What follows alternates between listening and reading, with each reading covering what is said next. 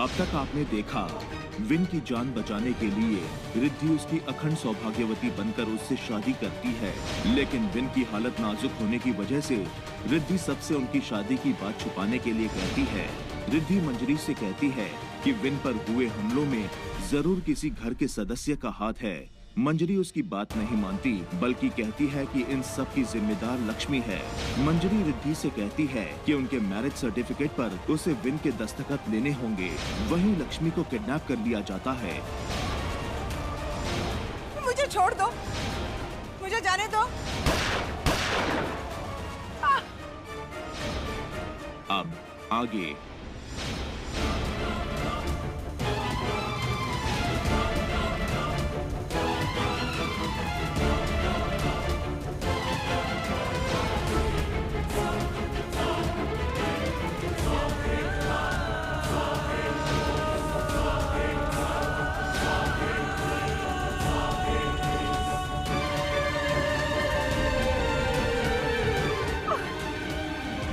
मुझे हॉस्पिटल ले चलो मंजरी, नहीं तो मैं मर जाऊंगी। तुमने जैसे बोला मैंने वैसे ही सब किया। तुम तो सब जानती थी वैभवी के बारे में, उसकी कुंडली के बारे में, उसका वो दोष।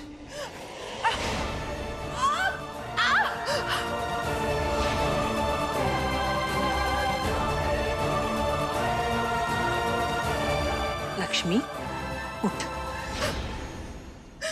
सॉरी लक्ष्मी, मुझे माफ कर दे, मुझे तेरी बात को बीच में काटना पड़ा, लेकिन क्या है ना, इस तरह की बातें सबके सामने तो कर नहीं सकते। अब बोल जो तुझे बोलना है। हम ना आज एक दूसरे से अपने दिल की सारी बातें कर लेते हैं। अभी तक तूने वही किया जो मैंने तुझसे करने को कहा। हाँ या ना? जब तूने मुझसे कहा कि वैभवी की कुंडली में दोष है, तो मुझे अच्छे से याद है लक्ष्मी कि मैंने कहा था कि ये तो बहुत अच्छी बात है। कहा था कि नहीं? मैं तो ये भी जानती थी कि अगर विनायक की वैभवी से शादी हो गई तो 72 घंटे में मर जाएगा। अगर तुम ये सब जानती थी तो फिर मुझे यहाँ पर कैद करके क्यों रखा हुआ है? सीधी सी बात है। अगर मैं तुझे यहाँ नहीं लाती तो जाहिर है पुलिस तुझे उठा के ले जाती। हाँ, तुझे मारती, धमकाती और फिर तू पुलिस को सब कुछ बता देती और फिर सबको पता चल जाता कि मैं ही अपने विनायक को मारना चाहती हूँ। वैसे अच्छा हुआ जो आज तू यहाँ मेरे साथ है।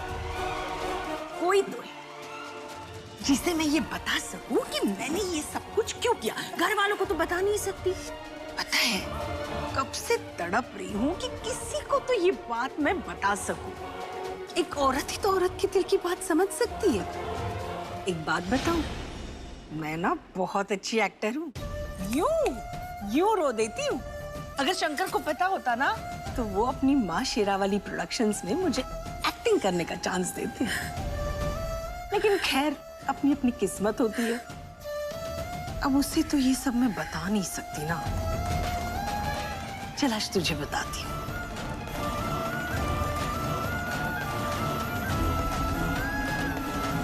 चौदह महीनों से, पिछले 14 महीनों से मैं विनायक को मारने की कोशिश कर रही हूँ। जब उस गुरुजी ने कहा ना कि पिछले 14 महीनों से विनायक पर मृत्यु तुल्य योग है, कसम से मैं ना उस गुरुजी की फैन हो गई। अब क्या बताऊं तुझे, करजत के उस फार्म हाउस पे भी मैंने ही विनायक को मारने की कोशिश की थी।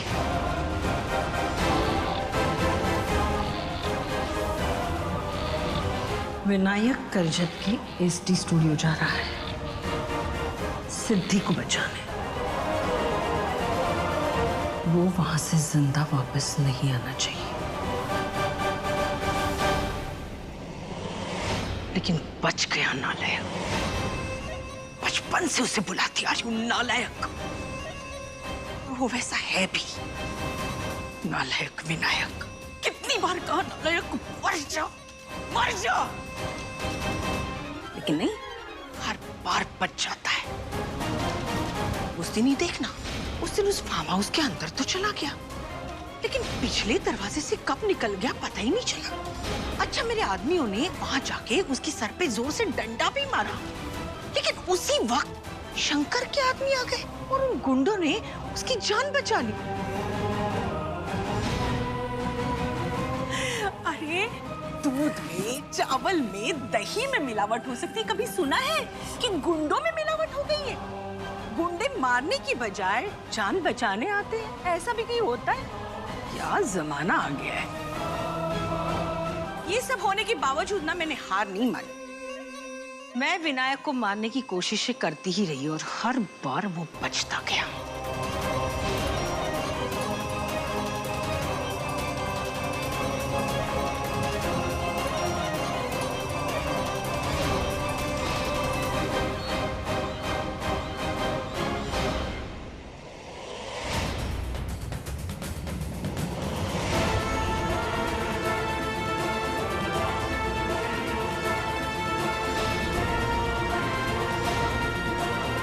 जब तूने मुझे कांता और वैभवी से मिलाया ना, तब मुझे लगा कि अब तो विनायक का काम तमाम हो जाएगा।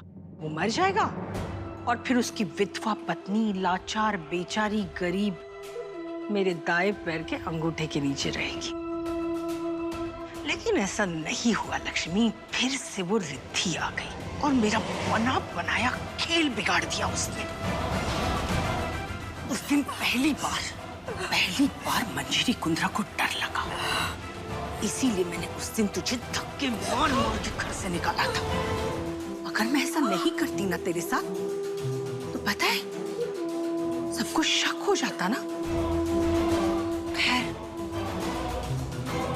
अब तो मेरे विनायक की शादी हो गई है और वो रिद्धि उसकी पत्नी बन चुकी है। अच्छा भला मर रहा था मंदिर में, लेकिन नहीं, पहुंच गई रिद्धि।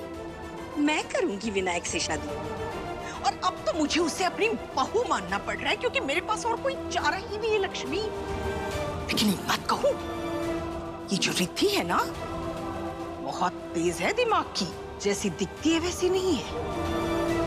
मुझे तो लगता है विनायक की इससे शादी करके मैं बहू नहीं, मुसीबत घर ले आई हूं। लेकिन खैर, तू चिंता मत कर, मुझे पता है मैं उसे काबू में कर ही लूंगी। पूरी जिंदगी शंकर कुंद्रा जैसे आदमी को यूं इशारों पे नचाया है, तो ये रिद्धि क्या चीज है? लेकिन तुम मेरे बेटे को क्यों मारना चाहती है? बहुत अच्छा सवाल है ये, और मैं इस सवाल का जवाब देना भी चाहती हूँ लक्ष्मी, लेकिन मेरे पास इतना वक्त नहीं है कि मैं पूरी रात यहाँ बैठकर तेरे साथ गप्पा गोष्ठी करती रहूं। मंदिर भी तो जाना है, चलती हूँ। मंजरी, मंजरी, मंजरी, मुझे छोड़ दो। अरे, बातों बातों में मैं असली काम करना तो भूल ही गई।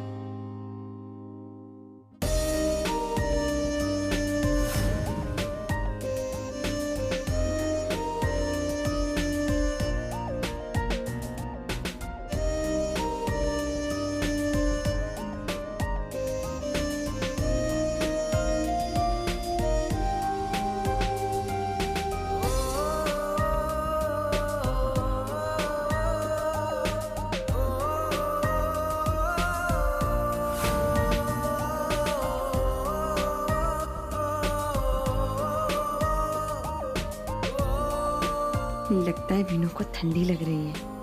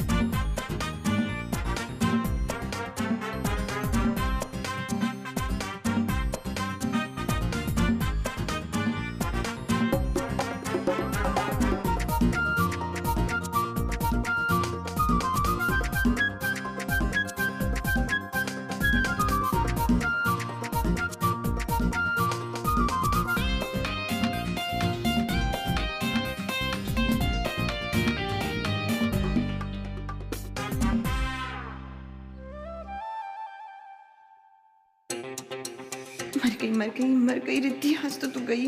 उठ गया वीनू।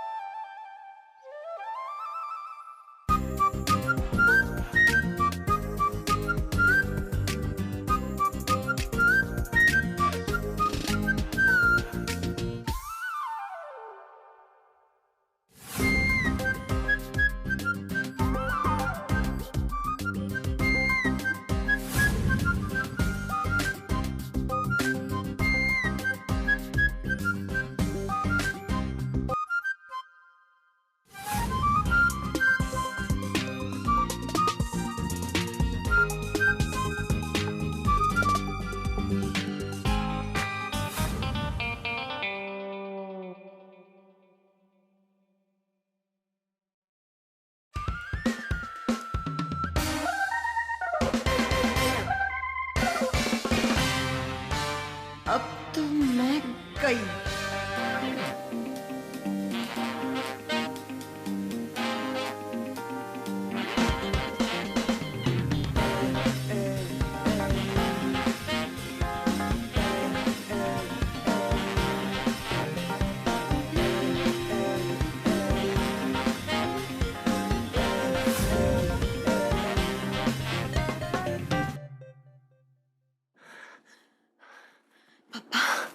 आज तो तूने बचा लिया मुझे। Thank you.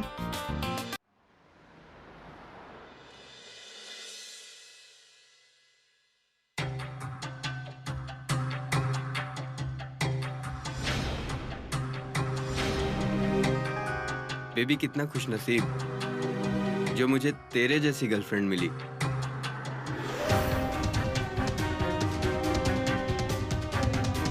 वो तो है।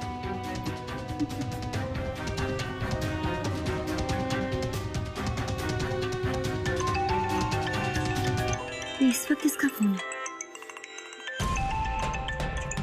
लो बेबी। किस्मत तो इसकी भी बहुत अच्छी है। ये मेरा फोन क्यों नहीं उठा रही है?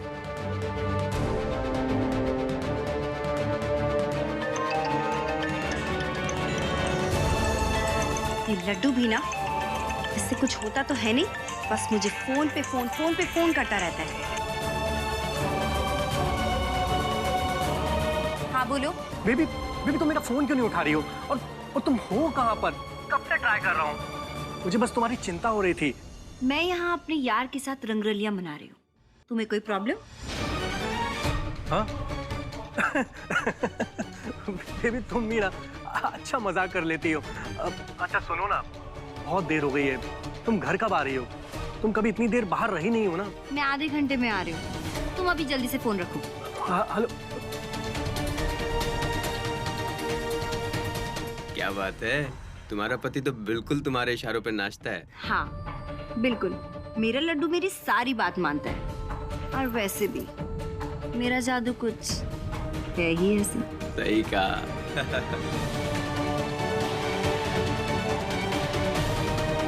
फिर कब मिल रही हो? बहुत जल्द। तुम्हारा इंतजार रहेगा।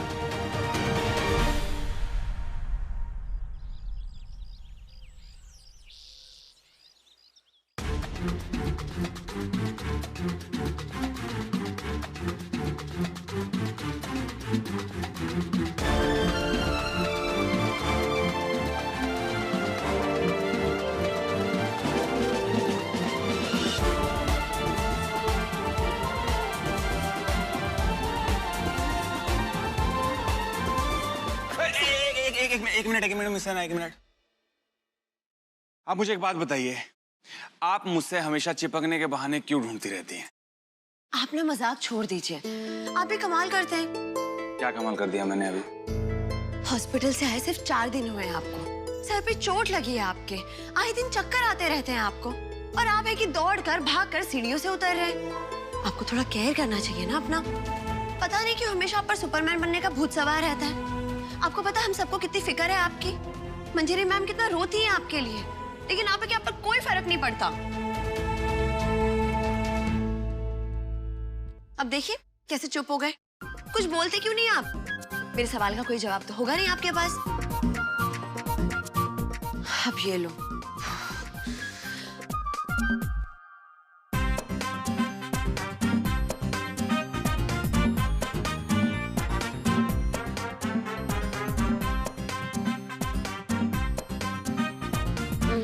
मैं तो बस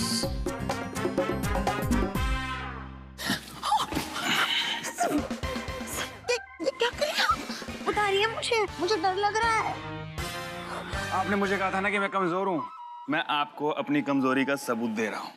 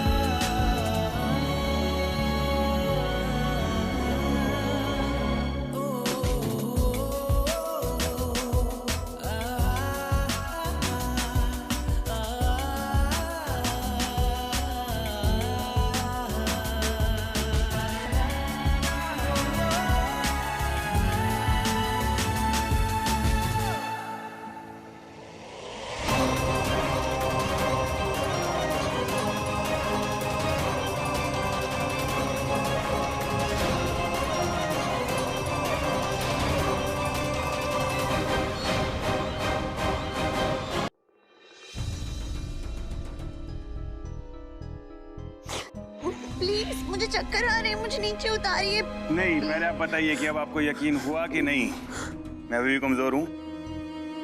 वाह, क्या बात है, क्या नजारा है ये। लो, मैं यहाँ सुबह सुबह सिद्धि विनायक के दर्शन करके आ रही हूँ और यहाँ रिद्धि विनायक के दर्शन भी हो गए।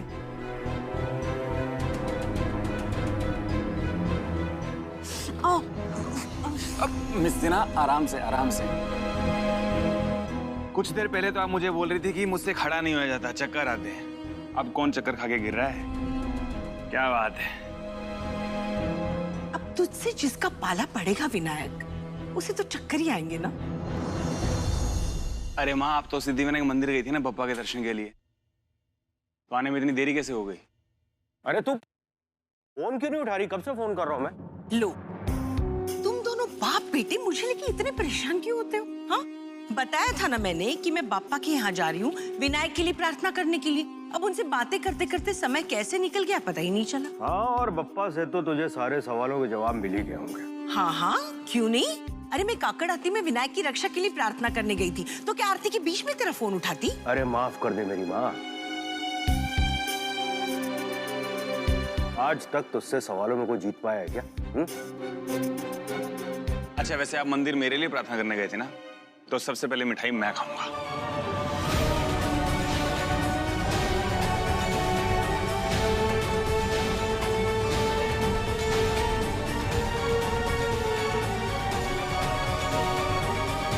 बापा के दर्शन के लिए कौन गया था? तेरी माँ। तो तुझे प्रसाद भी वही खिलाएगी, वो भी अपने हाथों से। मैम, ये लीजिए, आप पहले पानी पीजिए। चाची जी, आपका पौष्टिक नाश्ता टेबल पर लग गया है। वो आप सिद्धि विनायक पैदल चल के गई थी ना, तो थक गई होंगी, तो पहले नाश्ता कर लीजिए। मम्मी जी, नाश्ता छोड़िए मम्मी जी, आप अपने पैर धो लीजिए गर्म पानी और नमक के घोल में, इससे आपको आराम मिलेगा। कुत्ते की दुम हमेशा टेढ़ी की टेढ़ी ही रहेगी। आ गई फिर से अपने नंबर बनाने। मैंने ना पिछले जन्म में जरूर मोती दान किए होंगे, जो इतना प्यारा परिवार मुझे मिला है, जो इतना प्यार जताता है मुझसे, और मेरी प्यारी 3-3 बहुएं जो कितना ख्याल रखती है मेरा। 3 बहुएं? 3 बहू?